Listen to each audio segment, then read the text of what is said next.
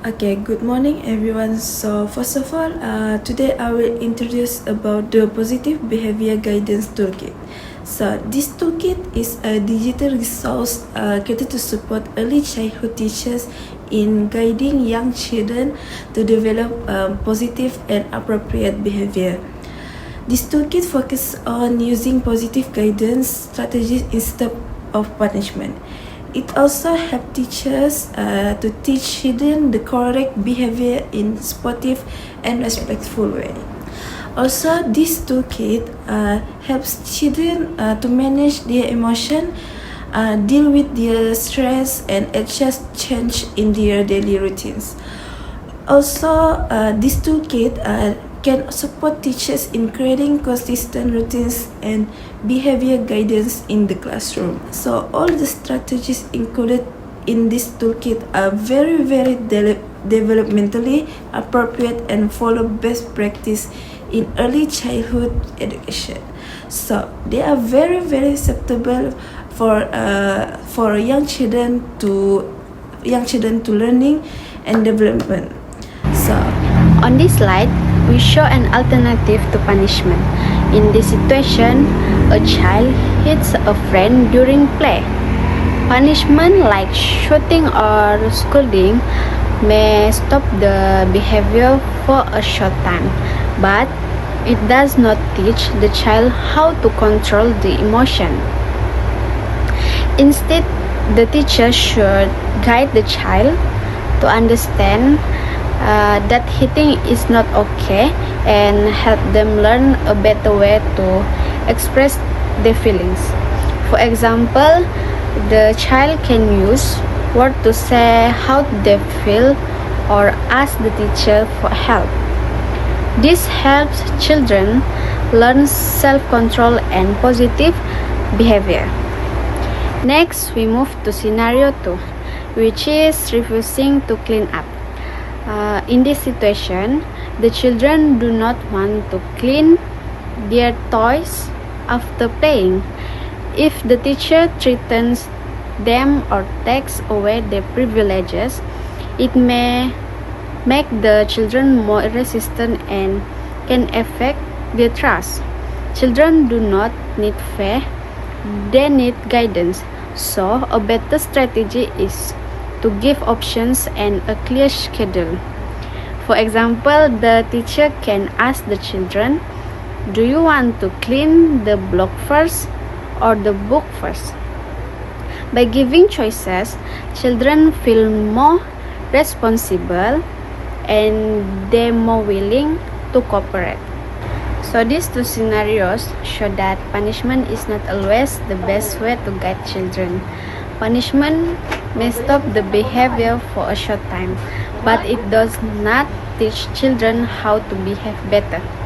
Teachers should guide children in a positive way, such as helping them control the emotion, giving clear instruction, and giving choices. This helps children learn good behavior and respect others. This slide explains helping children cope with stress and danger, which is how to help children cope with stress. First, there are typing of stress in children, namely physical stress and psychological stress.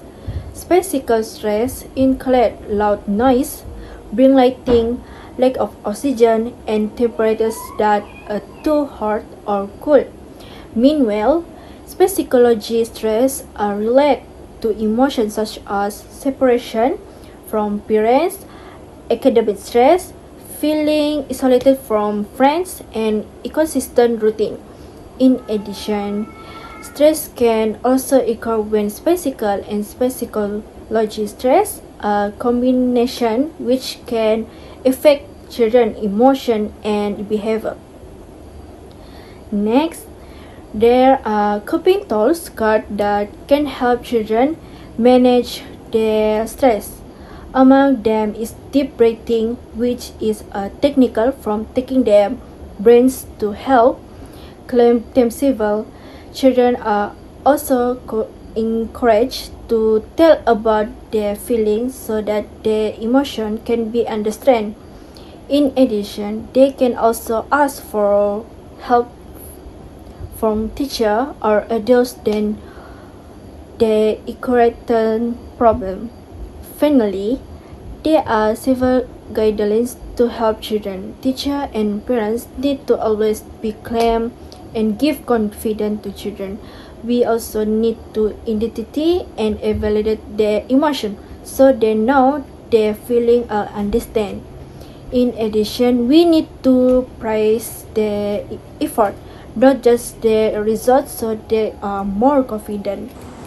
Problem solving and strategy. This slide shows a classroom daily routine chart. The day starts with arrival and breakfast where children settle down comfortably. Then, circle time helps introduce the day activities and keep children engaged. After that, children have rest and meal time to support their physical needs. Next, structured learning activities help develop their skill. Children also have free play, which encourage creativity and social interaction. Finally, the day ends with pick-up time, giving children a consistent and predictable routine. Overall, a structured routine helps children feel safe, improve behavior, and support their development. Next, I will present the comic strip titled A Day at School, which shows daily routine and positive guidance. During arrival, the teacher creates a warm and welcoming environment so children feel secure. In circle time, the teacher explains the daily routine to help children understand what will happen next. During transition, the teachers give clear warning to reduce anxiety. At mealtime, children learn independence and good manners. When conflict happens, the teacher uses problem-solving strategies like turn-taking instead of punishment. During outdoor play, safety rules are reminded. Clean-up time teaches responsibility and teamwork. Lastly, a positive goodbye routine helps children end the day calmly. Also, this slide is about teacher quick guidance using positive guidance. First, positive reinforcement. Teacher praise good behavior so children will repeat it. Second, classroom rule. Teacher use simple and positive words like use gentle hands so children can understand clearly. Third, developmentally appropriate practice. Children aged 4 to 5 are still learning to control emotion, so teachers guide them, teach simple feeling words and help them solve problems without punishment. Last is about supportive and consistent guidance system. First, consistent routines. Daily schedules must be consistent, like what time to play, eat and rest. Then, use simple and clear classroom rules, such as use gentle hands and don't run. All teachers and caregivers must apply the same rules for all children. Consistent rules and routines make children feel safe and can reduce misbehavior. Second, positive reinforcement. Teachers should praise children by using words like well done and good job when they try to answer or participate in activities. Also, giving rewards to boost their confidence and courage. Teachers can clap hands or give small gifts to them. Third, emotional support and modeling. Teacher must teach coping strategies for frustration or anger with using words to express feelings or deep breathing. Other than that, build trusting relationship with children. This can be built through soft warmth and care, such as greet children with smile. Fourth, supportive approach. Teacher must show empathy and understanding toward children. Then encourage positive behavior such as say thank you for sharing. This point focus on teaching rather than punishing. Children will feel valued and more likely to follow guidance. Lastly, gentle guidance and redirection.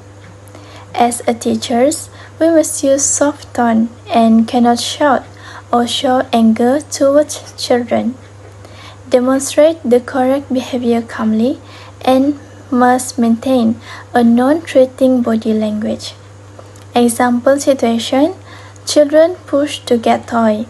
So teacher demonstrate the correct behavior using polite words like, "Can I have a turn next?"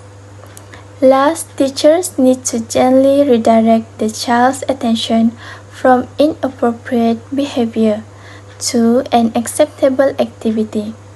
This is useful for young children who act impulsively. Example, when child throw blocks, teacher can say, "Blocks are for building. Let's build a tower together."